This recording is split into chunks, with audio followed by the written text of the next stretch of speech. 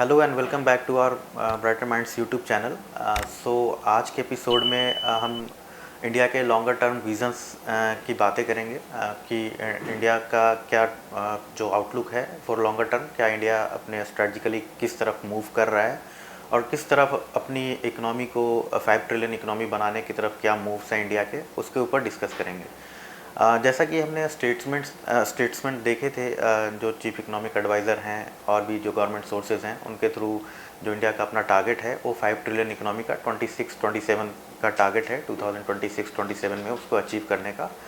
तो हम आज उसके ऊपर एक डिटेल्ड में डिस्कशन करेंगे कि क्या रूट्स इंडिया ले रहा है, क्या किस तरीके से चीज़ों को इन्विज़न कर रहा है।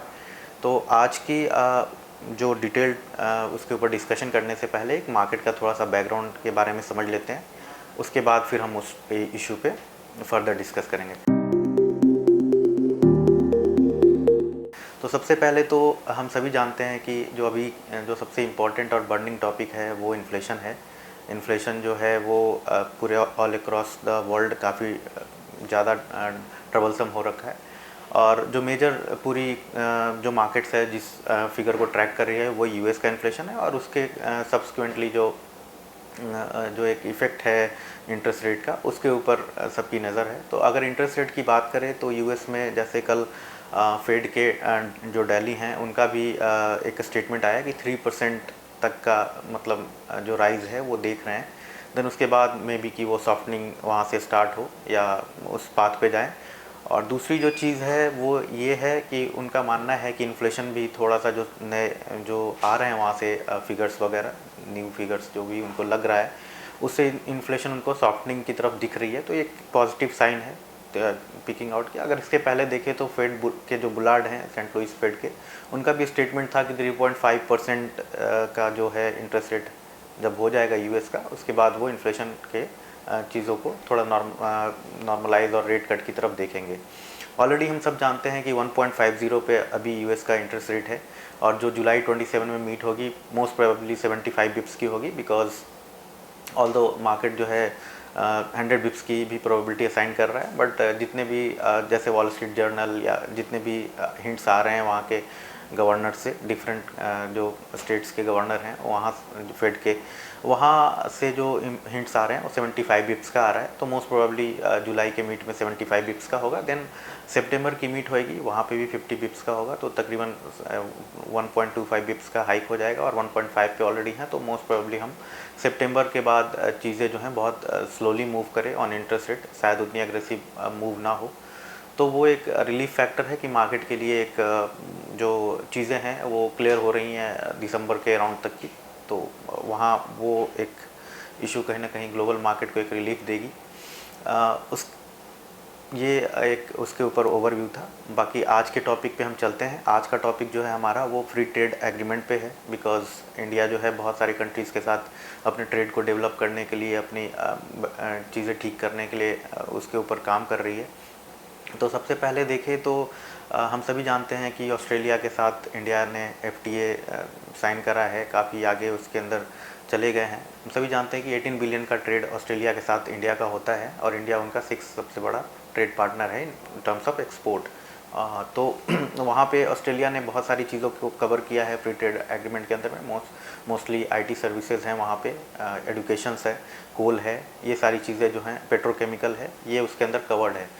तो जैसा कि हम जानते हैं फ्री ट्रेड एग्रीमेंट जो है वो एक एग्रीमेंट होता है, बायलैटरल एग्रीमेंट होती है दो कंट्रीज़ के बीच में, जो उनके ट्रेड के जो भी टैरिफ्स होते हैं उसको कम करने का, जो एक्सपोर्ट टैरिफ्स होते हैं और कस्टम टैक्सेस जो होते हैं उसको कम करने के लिए वो सारी चीज़ें होती हैं। तो वहाँ पे एक जो है हेल्प मिलता है, एक trading as a trade partner काफ़ी चीज़ें डेवलप होती है। इंडिया के ऑलरेडी तकरीबन जो है एफटीए और अदर जो प्रेफरेंशियल ट्रेड एग्रीमेंट्स जो हैं उसको मिला के 18 कंट्रीज़ के साथ ऑलरेडी हैं, जिसमें एक प्रोमिनेंट कंट्रीज़ में जापान और साउथ कोरिया भी है। अभी रिसेंटली फरवरी में गवर्नमेंट ऑफ इंडिया ने यूएई के साथ भी एफटीए साइन किया था। और अगर हम देखें तो यूके के साथ भी हमारा एफटीए चल रहा है, फ्री ट्रेड एग्रीमेंट का डिस्कशन चल रहा है। जो दिवाली में एक कंप्लीट होने के मतलब काफ़ी उसके प्रोबेबिलिटी थे, बट हम सभी जानते हैं कि बोरिस जॉनसन अब वहाँ के पीएम नहीं है, वहाँ पे एक पॉलिटिकल इनस्टेबिलिटी आ गई है और वो पॉलिटिकल इनस्टेबिलिटी थोड़े टाइम में ठीक हो जाएगी, बिकॉज़ वहाँ पे एक अपनी इलेक्शन की भी प्रोसेस स्टार्ट हो गई है। तो जो न्यू गवर्नमेंट आती है उसका कैसा इम्पैक्ट रहता है वो भी चीज़ें दिखेगी वहाँ पे। जो सबसे बड़ी चीज़ है वो ये है कि ब्रिटेन के साथ 15 बिलियन का ट्रेड होता है हमारा, तकरीबन ट्रेड पार्टनर जो है इंडिया वहाँ सेकंड लार्जेस्ट सोर्स है एफडीआई का, तो उनके लिए काफ़ी अच्छा डील है पोस्ट ब्रेग्जिट, जो ब्रिटेन की जो इकनॉमी है उसको लेके। और ब्रिटेन की इकनॉमी में काफ़ी बड़ा कंट्रीब्यूशन है इंडियन बिजनेसेस का, वो भी एक फैक्टर है। उसके बाद हम देखें तो 35 बिलियन के अराउंड तकरीबन हम उनके साथ सर्विसेज का रहता है हमारा ट्रेड, और 15 बिलियन के अराउंड गुड्स का रहता है। तो बोरिस जॉनसन के जाने के बाद जो चीज़ें थोड़ी बहुत स्ट्रेच हो सकती हैं न्यू गवर्नमेंट के आने के बाद, बट थिंग्स जो है अभी जैसे स्टेटमेंट्स वगैरह अगर देखें तो पीयूष गोयल के जिस तरीके से स्टेटमेंट आ रहे हैं उस तरीके से अगर चीज़ें देखें तो अभी ऑन ट्रैक ही हैं सारी चीज़ें, उसको ठीक करने का एक चल रहा है। दूसरा, यूरोपियन यूनियन के साथ भी गवर्नमेंट ऑफ इंडिया जो है वो एफटीए करने का उनका एक प्लान चल रहा है। सेकेंड राउंड ऑफ उसकी जो मीटिंग है वो ब्रुसेल्स में होगी, मोस्ट प्रोबेबली इन सितंबर। तो ये सारी चीज़ें जो है कहीं ना कहीं लॉन्ग टर्म विज़न देती है चीज़ों का। गवर्नमेंट ऑफ इंडिया मतलब हर एक फ्रंट पे अपने आप को ओपन अप कर रही in terms of free trade agreement. एक एशियान के ब्लॉक के साथ ऑलरेडी हमारा चल ही रहा है।